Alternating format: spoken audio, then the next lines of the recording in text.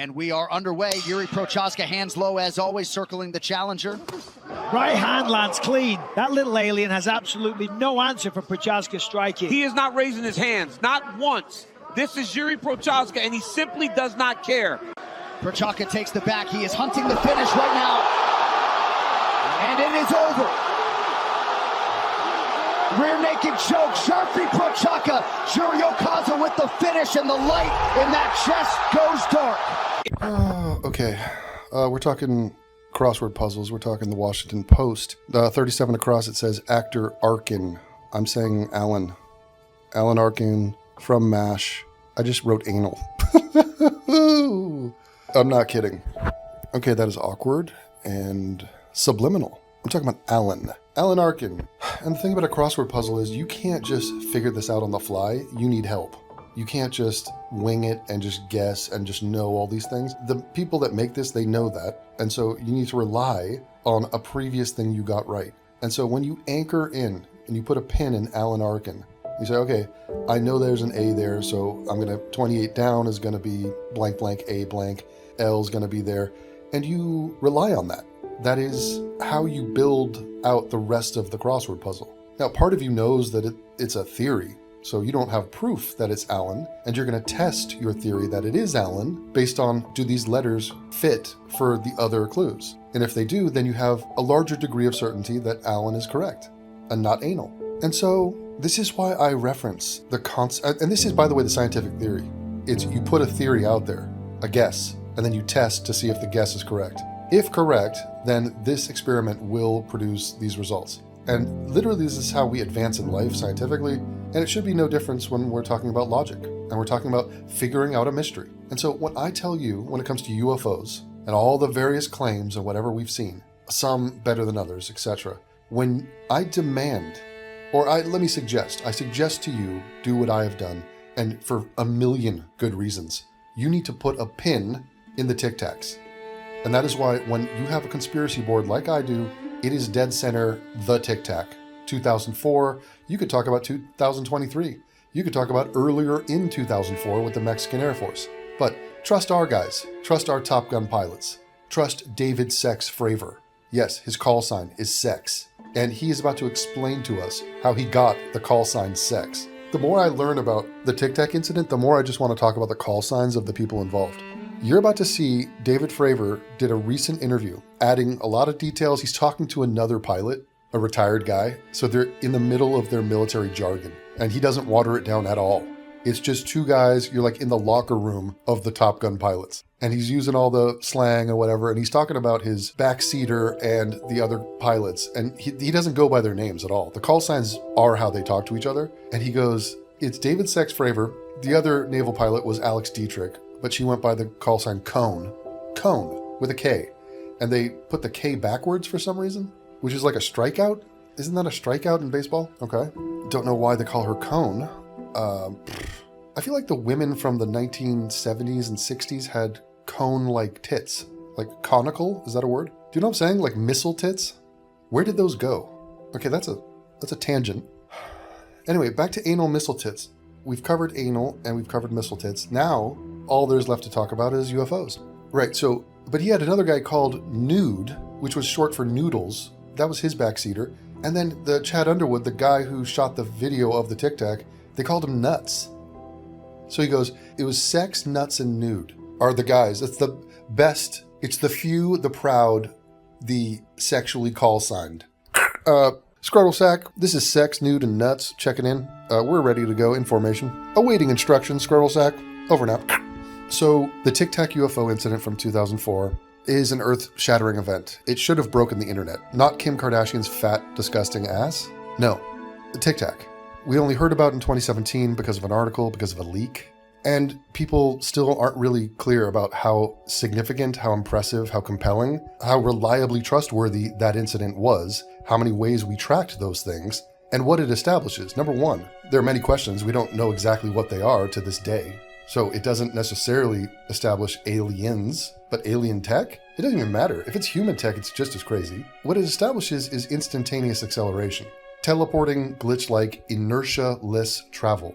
Mach 100. Like Mach 700. It was going really fast. sharp angle turns. Anybody in that would have had their guts splattered on the wall. Clearly, they have some sort of a gravity bubble inside if there is a living organism inside. But the takeaway, one of them, is teleportation, or teleportation-like speed. So hyper fast, many times over the sound barrier speed, without sonic booms. That is possible. Not only is that possible, that happens. That's a thing. It's a thing that's been seen and documented and recorded, and it's not a minor thing for us to accept. In other words, the next 25 questions after you accept that, that's an interesting conversation to have. And so Tic Tac is the answer in the crossword puzzle that we are now building off of. And today, I have found 2 new interviews with the 2 pilots who were out there that day. David Fravor, Sex, and Cone, Alex Dietrich. And I've added visuals to it, and we're going to go over it because you should be paying attention to Tic Tac. What you do with the knowledge that that happened is of dire importance and incredibly compelling, and a riveting exploration as to, okay, given Tic Tac is a thing, now where do we go? And I'll point to you where we should go. There's 2 places that come to mind immediately. Number 1, Bob Lazar. That geeky dude, soft-spoken, like a Mr. Rogers with a X-rated kind of bad boy side. You know, he's not exactly a classic nerd. Like the guy, he likes blowing stuff up. He's got like an inner Beavis in him. Enjoys fire and fast cars and fast women. So he's got an interesting dark underbelly. But it's Bob Lazar and his claims, and I've spoken about this on several different podcasts now, but I'll tell it to you again. Listen up. Check. Is this thing on? Red leather, yellow leather. It's not a minor point that Bob Lazar talked about teleportation-like motion. Him, Gene Huff, John Lear, they all describe the same thing. It's not just that we're reverse engineering alien craft. Okay, that's step 1. That's baby food. Yippity-doo-dah. It's what was the craft doing that makes it noteworthy? Okay, the stealth bomber might have been alien tech. How the hell did we do that? Have we ever had it explained to us how we figured out how to do the stealth bomber, which was done out in Area 51 or some nearby base out in Nevada? I mean, no. So, okay, but whatever. This is obvious. When you have a craft moving like that, we can't do that.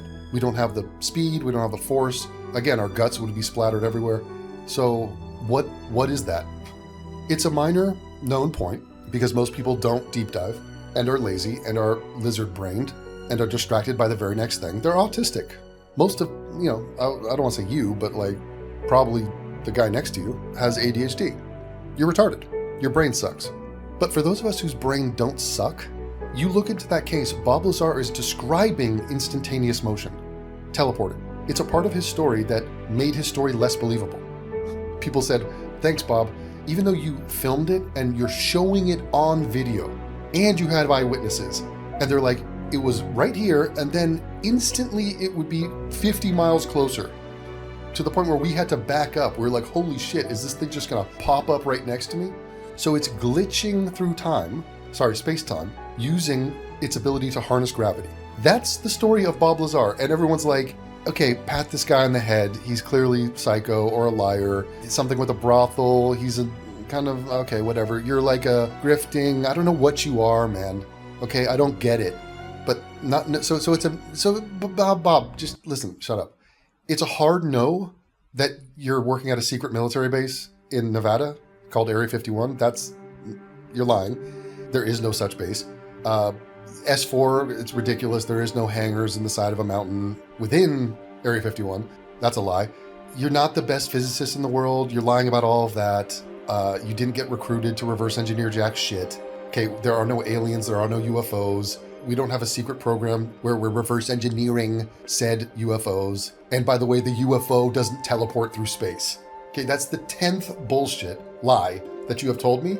So scram, kid, go play with your chemistry set. Fuck off, you bother me. Okay, I'm gonna go out and watch the Dodger game or like do something real in the real world. Okay, you're a fucking liar and you're wasting my time. Oh, what was that? The US government just acknowledged that Area 51 was a real thing? Okay, but the guy's still a liar. So he might have had some inside information that he knew about that. He knew about the Janet flights? Oh, did he? Okay. There was a pilot from the Janet flights that recognized him? Okay, interesting. Okay, he was probably a janitor at Area 51. Oh, he did work at Los Alamos? He was a physicist? Oh, there's an article in 1982 that says he's a physicist? Oh, he's in the phone book of Los Alamos? And they're still denying that he worked there? Huh. Oh, Edward Teller was giving a speech at Los Alamos the same day that that article came out, where he's on the cover? Huh. There is another secret base that no one believed called S4 right outside Papoose. There's 9 hangars carved into the side of the mountain where that's what he said the whole time and no one believed him. Oh, really? Huh. Oh, there is element 115? Oh, that is a thing? There was only 109 elements when he said that, but there is element 115. Aha!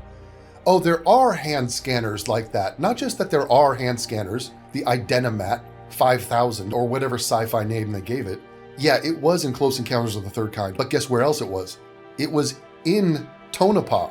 It was in U.S. government military bases in Nevada. Confirmation. They used those. Oh, that's confirmed? Interesting. Oh, but here's the doozy. The doozy is, our Top Gun military pilots witnessed teleportation glitch-like hypersonic, supersonic, I can't not sing that song. Supersonic. Okay, they witnessed that, so there is glitching around through time, through space, instantaneous shit. There is that? That's a thing? So that part of his story is true too? Really? Really? Interesting. Oh my god. Oh, wait a minute. What were we saying, Bob? You freaking geek. What were you saying? Omicron configuration is what? It's when you have one of the gravity amplifiers is down, but the other one points out and to the left, or a perpendicular. So it's an L-shaped prong. Your gravity amplifier points horizontal, and then it moves around up, down, left, right. It's not doing curves. It's not doing curves. It travels as the perpendicular crow flies. And so you're saying that the shape of the thing that is propelling this is on the bottom of the craft and it goes down and to the left. Or sorry, just it doesn't matter. It's L. I mean, there's no left and right. It's the theory of relativity. Wherever you are, it's a perpendicular thing. And wait, what were our pilots saying about the Tic Tacs? They're not like Tic Tacs. They have things on the bottom, and guess what those things are? They're L-shaped prongs on the bottom. Oh, that's a weird hit. That's a weird thing for Bob to have known or predicted. Yes, it's a different model. Yes, it's a different setup in the same way that a Buick is not a Honda, but it has the same propulsion. They both have pistons, they both have an engine, they both have an exhaust pipe, don't they? How would Bob have known that? He wouldn't have known that. Here's another fucked up one. It's fucked. Bob said that when these things wanted to travel really fast, they went into delta configuration, which is all 3 gravity amplifiers pointing in the same direction. It goes belly first. So forget the horizontal crap. It doesn't need aerodynamics. That's out the window because it's got its own gravity bubble and it's controlling space-time however it does. It tilts on its axis vertical, then it travels fast. That's when it wants to go outside the atmosphere and go a long distance. That's what Bob said in '89 and has been saying ever since. We have reports, many reports, from Australia. I'm about to do a series on it. It's the Westall UFO. We have multiple hundred people, students, and some teachers and some farmers who saw crafts in Australia, a UFO messed around, instantaneous, zipping around. This is in 1966. It's doing the exact same mode of travel. This didn't come out for years later. In 2005, they started talking about this and gathering up their reports, and then it went more global. But it's not a popular story. You should know all about it. You will know all about it. But one of the things that we have over 180 eyewitness accounts that have come forward. And you know what they described? Those UFOs tilted vertical before shooting out into space. Once again, Bob said it in '89, this shit comes out in 2005 and beyond, and we have hundreds of accounts that the UFO went up on its vertical axis before shooting off. Okay, once again, let me just explain the obvious. Bob didn't guess that. Bob is not predicting stuff randomly. What it confirms and what it says is Bob wasn't lying, the Westall UFO people were not lying. The thing is pointing vertical before shooting off. Yet another confirmation of Bob Lazar. But let's get back to the point of this video. It's about the Tic Tac. And that what the Tic Tac UFOs confirm, what our pilots saw that thing do, confirms the motion Bob described. And you know who else took note of this? Several people of the Tic Tac incident from 2004. Number one, Steven Spielberg. Steven Spielberg saw the hearings, saw David Fravor, Sex, speak about that incident. He was so touched by it, he was so moved by it, his brain said, oh my God, all of this was real. I was speculating, I was making fictional movies. And he's sort of like, oh my dude, wow, I can't believe the whole thing was actually real. So yes, it's E.T. Phone Home. It's time for that. It's time for Reese's Pieces. By the way, M&M's passed up on that deal. They were given the opportunity to put their brand in that movie, and they passed on it, and Reese's Pieces snatched that opportunity. And I fucking love Reese's Pieces. That's probably why I love Reese's Pieces. I became aware of them through E.T. And now you're going to become aware of Steven Spielberg talking about why he made Disclosure Day. And oh, by the way, a total scum douchebag, fucking pompous idiot prick, Neil deGrasse Tyson, is interviewing him because he's selling his retarded book about aliens, which he's grifting off completely. Fucking ridiculous. Fuck, I've spoke for 27 minutes. Haven't even started the video. Anyone else on the floor, the Nile Warrior does not even blink. Prochaka is hurt, body shot landed clean, and you can read it in his posture. This is a real fight. Prochaka escapes, he resets. And that look on his face, he has found something. Flying knee! Oh, he ran the takedown and he went into orbit. He jumped at a 9-foot alien and sent him back to Pandora. He steals 80 years of the truth that has been hidden from the public and even from the government, because it's very hard for elected officials to keep secrets. But in a way, contracted, deep state contracted companies, they're pretty good at keeping secrets. There's not a lot of leaks from the big tech companies, or even unless there's a mutiny, as in Disclosure Day. And there have been whistleblowers that went to the House Intelligence Committee and gave their testimony. Grush, yeah. Fravor, and Ryan. Sworn under oath. Yeah, sworn under oath. 2023. Yeah, 2023 in front of Congress and the American public. So that's quite the setup for this movie, but presumably the movie was percolating even before then, right? It takes time to make a movie. It does. Were those testimonies the trigger for this whole idea? The trigger for the whole idea was the New York Times article. Right, that article that came out in the New York Times in 2017. Yes, and that was the trigger for me, which was the first time we ever heard the term Tic Tac being used instead of UFO. Because first it was UFO, and then it was Tic Tac, and then we hear something called UAP. It's all confusing, unidentified anomalous phenomenon. Yeah, it's who they fooling? They're talking like about UFO. Can't we go back to UFOs? Who are they fooling? Oh God, it's such boomer comedy hour. Jesus H. Fucking hell. Yeah, it's crazy. It went from UFO to UAP. There's frivolity afoot. Because there's UFO, UAP, there's two different letters there. I mean, so 100 years ago we said these letters, but now we're saying other letters? Huh? Like, what? There's a new term? What? This is fun. Wow, there's a joke in here somewhere. I don't know where it is, but it's somewhere in there, right? It's too playful. It's wonderful. Fucking hell. Please. Right, completely. Yeah. I remember speaking of a Tic Tac at the time, and a few weeks later at my office, a whole crate of Tic Tac showed up. We are laughing. This is joyful. Almost not a joke. Knock, knock. Who's there? I don't know. I'm too doggone tired to answer the door. I love it. Classic Animal. Almost not a joke. So literally not a joke. I was talking about Tic Tacs on my show, and then a week later, a box of Tic Tacs come. Wow, play! We are having so much fun. It's boisterous. Why is it funny? Why are we laughing? That should have been met with just a 1,000-yard stare from Spielberg. I'm not gonna alleviate the awkwardness of you bringing that up. Who fucking cares, Neil, that you were sent some Tic Tacs? Hey, everyone at home, let me just pause and give you a little humorous banter. I'm discussing Tic Tac UFOs right now, right?